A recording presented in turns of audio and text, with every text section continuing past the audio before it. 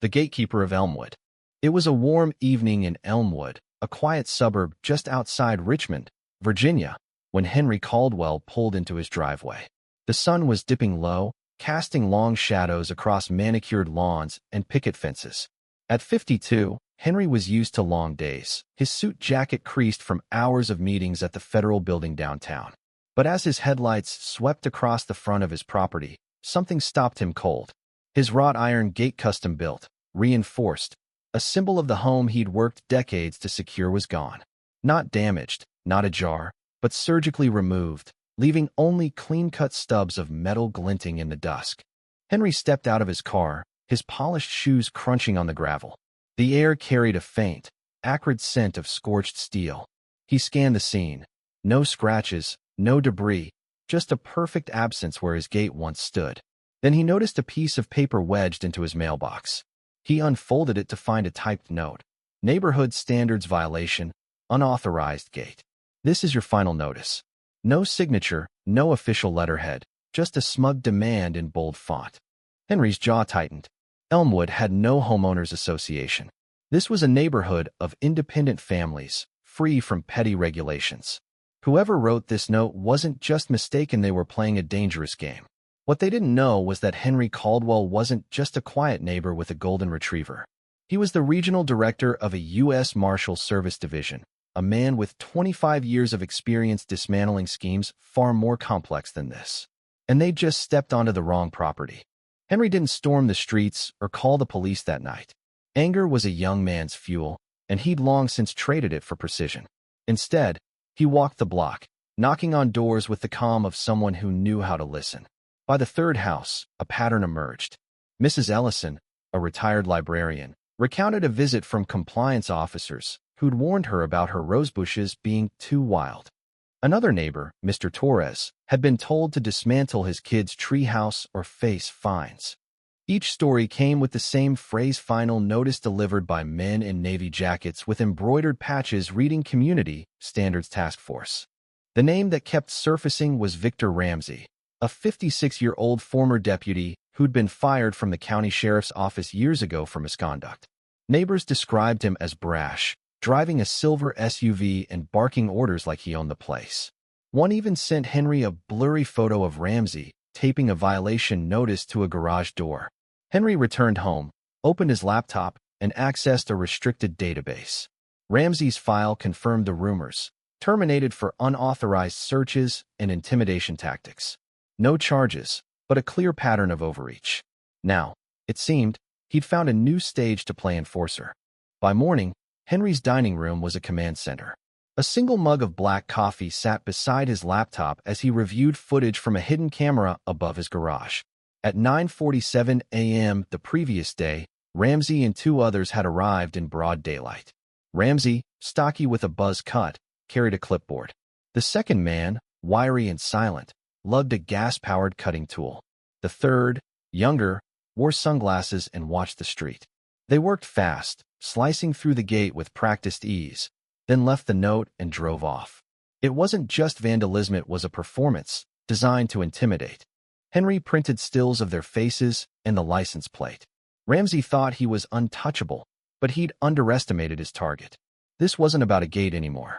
It was about a man pretending to wield power he didn't have, bullying a community into submission. Henry made a call to a colleague in the U.S. Attorney's office. "I've got a situation," he said evenly. 3 individuals, possible impersonation, and property crimes. I'll send you the file." The voice on the other end didn't hesitate. "Send it. We'll move when you're ready."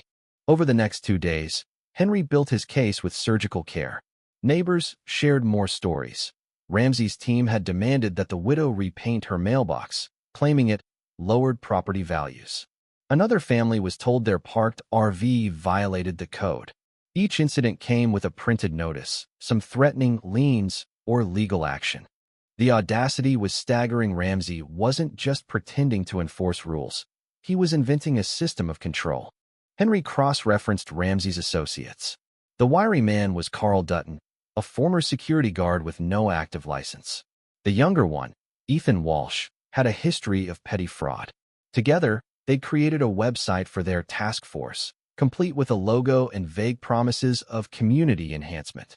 It was unregistered, unaccredited, and utterly illegal. Henry compiled everything: footage, statements, records into a dossier. By the third morning, he sent it to his contacts with a single instruction: let's end this. At 6:15 a.m. the next day, two unmarked sedans parked near Ramsey's modest ranch house in a nearby subdivision. Henry stayed home, monitoring updates via a secure line. He didn't need to be there. His work was in the evidence. At 7 a.m., Ramsey stepped onto his porch, coffee in hand, wearing his Navy jacket. A deputy marshal approached, calm but firm. "Victor Ramsey, you're under arrest for impersonation of a public official, destruction of property, and conspiracy to defraud." Ramsey froze, his mug trembling. "This is a mistake," he stammered. "I'm protecting the neighborhood." The deputy held up a warrant, every line backed by Henry's evidence. "You can explain that in court." Within hours, Dutton and Walsh were detained in coordinated arrests. None resisted, but Ramsey's indignation lingered, as if he genuinely believed his fake badge carried weight. The search of Ramsey's home revealed the depth of his delusion. His basement was a makeshift headquarters, binders labeled by street, violation notices pre-printed, and a whiteboard outlining Phase 3, Community Compliance Expansion. A closet held 5 Navy jackets, clipboards, and a box of laminated badges. Behind a stack of boxes in the garage, investigators found the cutting tool, its blade still flecked with iron shavings. Every item was cataloged, sealing the case. Prosecutors charged the trio with impersonation, criminal mischief, and fraud. At trial, Ramsey's lawyer argued he'd meant no harm, just wanted to organize the neighborhood. But the evidence: Henry's footage, the neighbors' testimonies, the meticulously planned task force, told a different story. The judge's ruling was blunt. This was a deliberate abuse of trust. Ramsey faced a hefty fine and a 5-year ban on any enforcement-related activities. His associates received probation and community service. The sentences weren't harsh, but they were clear.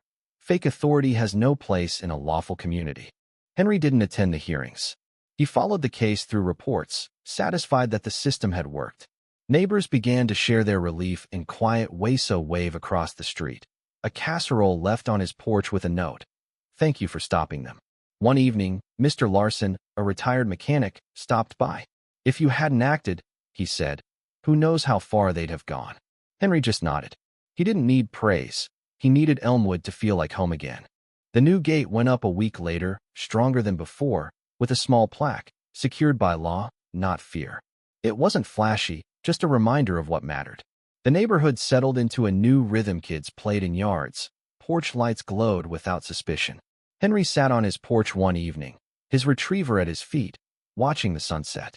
The street was quiet, but it was the right kind of quiet, the kind that comes when people feel safe. Ramsey's scheme had tested Elmwood, but it had also shown what real authority looked like: not loud or showy, but steady, rooted in truth. Henry didn't feel like a hero. He felt like